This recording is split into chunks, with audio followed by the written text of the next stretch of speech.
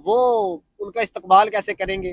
वैसे आतिशबाजी भी हो सकती है, फायरिंग भी हो सकती है, जो कि उनका कल्चर है। तो वहां पे कल फिर वो सियासी जलसा नहीं होगा, उसका नाम भी उन्होंने जलसा नहीं रखा बल्कि उसका नाम जिरगा रखा है। तो वो एक सियासी जिरगा नहीं होगा बल्कि एक कौमी जिरगा होगा। सलामकुम जी, मैं हूँ हसनैन।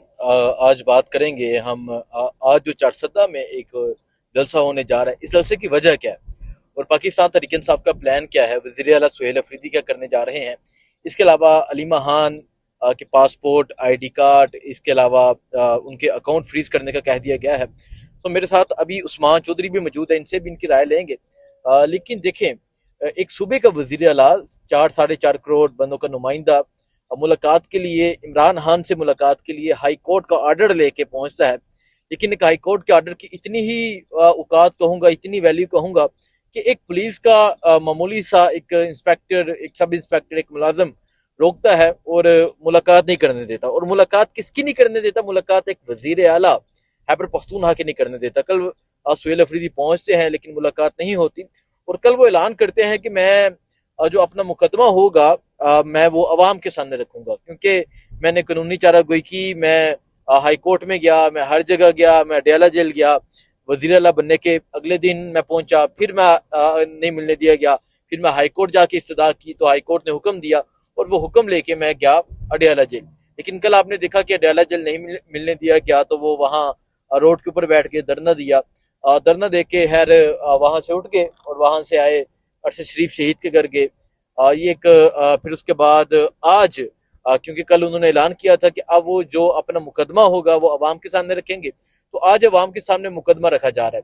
तो उस्मान, आप क्या समझते हैं, एक वजीर आला को इस तरह रोकना, और फिर अगर मुजाहमत होती है फिर ये इतराज करते हैं कि ये मुजाहमत क्यों कर रहे हैं, ये रस्ते क्यों बंद करते हैं, ये एहतजाज क्यों करते हैं, क्या कहेंगे आप? देखिए सनैन भाई, आपने बात की कि एक पुलिस इंस्पेक्टर वज़ीर आला को रोक लेता है। बड़े अफसोस की बात है। दूसरी तरफ आपने देखा होगा मरियम औरंगजेब सीपीओ को बातें सुना रही थी और सीपीओ साहब हाथ बांध के खड़े थे। तो सिर्फ क्या है कि सोहेल अफरीदी और पीटीआई शराफत का मुजाहरा करती है, ज़ाती इंतकाम नहीं लेती ब्यूरोक्रेसी से।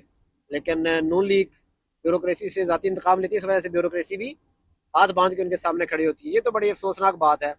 जब उनको हाईकोर्ट से ऑर्डर मिला था, मैंने उसी वक्त साथ एक दोस्त खड़े थे, मैंने कहा जी इनको नहीं मुलाकात करने दी जाएगी। उन्होंने कहा जी इतना सख्त ऑर्डर आया हाईकोर्ट का, पूरा 3 रुकनी बेंच बैठा है, अगर मुलाकात नहीं करने देनी थी तो ऑर्डर ही ना आता, बेंच ही ना बनता, केस ही ना लगता।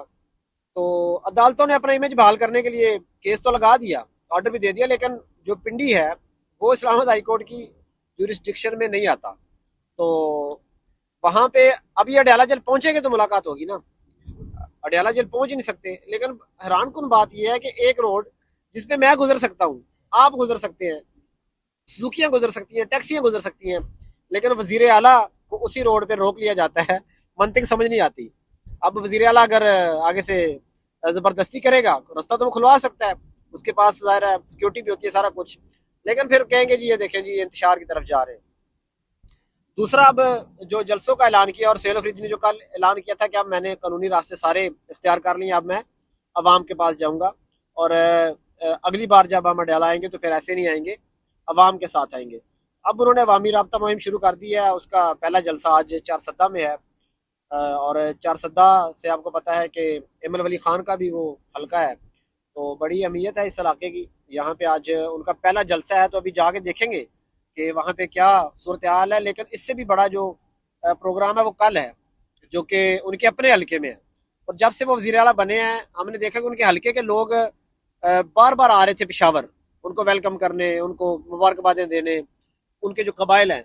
लेकिन वो पहली बार अपने हल्के में जा रहे हैं, तो पहली बार वो अपने हल्के में जाएंगे, जाहिर है उनके लिए बड़ी एक ऑनर की बात है, उनके हल्के के लोगों के लिए। तो वो उनका इस्तकबाल कैसे करेंगे। वैसे आतिशबाजी भी हो सकती है, फायरिंग भी हो सकती है, जो कि उनका कल्चर है। तो वहां पे कल फिर वो सियासी जलसा नहीं होगा, उसका नाम भी उन्होंने जलसा नहीं रखा बल्कि उसका नाम जिरगा रखा है। तो वो एक सियासी जिरगा नहीं होगा बल्कि एक कौमी जिरगा होगा, जिसमें तमाम कबाइल, तमाम जमातें सियासत से बालातर होकर बैठेंगी। और उसका मकसद जो है वो यही है कि दहशत गर्दी और जो ऑपरेशन है उसको रोकना है। तो वो असल कल जो है वो देखने वाला होगा। बिल्कुल। कल जो देखने वाला होगा वो होगा जिरगा। अब आप उस जिरगे में देखिएगा कि जितने मिशरान होंगे वो तमाम लोग मौजूद होंगे, और वो तमाम लोग जो होंगे वो स्टेज के ऊपर मौजूद होंगे। और मैं समझता हूँ कि ये जो मामला है जिरगे का होना, ये एक ऐसी बात है कि आप देखेंगे कि किस तरह कबायली लोग जो हैं वो इस्तकबाल करते हैं, किस तरह कबाइल के जो लोग हैं वो सुहेल अफरीदी के साथ खड़े होते हैं। अब मामला यहाँ आ गया है कि आगे नवंबर है, इमरान खान साहब एहतजाज की कॉल देने जा रहे हैं। इमरान खान देखिए, क्योंकि कानूनी चारागोई की गई, तमाम हरबे इस्तेमाल किए गए, तमाम तरीके इस्तेमाल किए गए, लेकिन मुलाकात नहीं करने दी गई। सो अभी हम जा रहे हैं चारसद्दा की जानब। अब चारसद्दा आज कैसा प्रोग्राम होता है, सुहेल अफरीदी को हैबर पख्तूनख्वा के लोग, चारसद्दा के लोग जो हैं वो किस तरह वेलकम करते हैं, किस तरह उन्हें रिसीव करते हैं, और फिर सुहेल अफरीदी वहां क्या ऐलान करते हैं। उसकी वजह ये है, रीजन ये है कि सुहेल अफरीदी को रोका गया। सुहेल अफरीदी को जिस तरह अडयाला जेल के बाहर रोका गया, वो तमाम मंजर आपने देखा है। तो ये तमाम चीजें हैं जो इस टाइम चल रही हैं, ये तमाम चीजें हैं जो इस टाइम मुल्क की सूरत हाल है। बाकी उस्मान बाकी क्या समझते हैं, क्योंकि खान साहब तो ये इरादा रखते हैं कि दोबारा से वो कॉल देने का इरादा रखते हैं। क्या होगा, नवंबर बहुत अहमियत का हामिल अगला माह है, और लास्ट ईयर भी आपने देखा होगा खान साहब ने 24 नवंबर की कॉल दी थी, 24 नवंबर फाइनल कॉल थी जब गोलियां चलाई गई। क्या समझते हैं? सैन भाई 24 नवंबर एक तो उस जो बरसी है, 24 नवंबर के 26 नवंबर के जो लोग वहां पर शहीद हुए थे उनकी बरसी भी है, और हो सकता है कि नवंबर में ही कॉल दे दी जाए। और इस बार जो कॉल है वो मुख्तलिफ होगी। इस बार मेरे ख्याल से डी चौक जो आने का फैसला था वो जज्बाती फैसला था, वो नहीं होगा, बल्कि बड़ी हिकमत अमली के साथ इस बार चला जाएगा। तो उसमें मेरे ख्याल से ये हो सकता है कि केपीके को, जैसे कश्मीर में हुआ था कि कश्मीर के जो एंट्री पॉइंट्स हैं वो बंद कर दो, तो पूरा जो एक इलाका है वो जैम हो जाता है। इसी तरह मेरे ख्याल से केपीके को बंद किया जाएगा अटक के मुकाम से, और बाकी जो बलोचिस्तान की तरफ से रास्ता जाता है उसको भी बंद किया जाए। जब एक पूरा सूबा और सी पैक बंद हो जाता है तो फिर आपको पता है प्रेशर पड़ता है। अगर देखते हैं स्टैब्लिशमेंट ने वैसे अभी तक तो सारे प्रेशर बर्दाश्त किए हैं, अगर ये प्रेशर भी बर्दाश्त कर गए तो मेरे ख्याल से ये आखिरी टैक्टिक्स है। टैक्टिक्स तो सियासत में खत्म नहीं होते, लेकिन ये बहुत बड़ा एक पता है जो कि केपी के जो हुकूमत है या पीटीआई है वो खेलने जा रही है। तो देखते हैं अब इसको इसका प्रेशर पड़ता है या नहीं। लेकिन खान ने पूरा साल इस महीने का वेट किया है, इसी महीने में फैसले होने हैं, जो भी फैसले होने हैं। बिल्कुल जी, खान साहब ने इसी मांग का इंतजार किया। तो अब कल के दिन के हवाले से बताएं कि आज है चारसद्दा का जलसा, कल होगा कबाइल का जलसा हैबर एजेंसी में।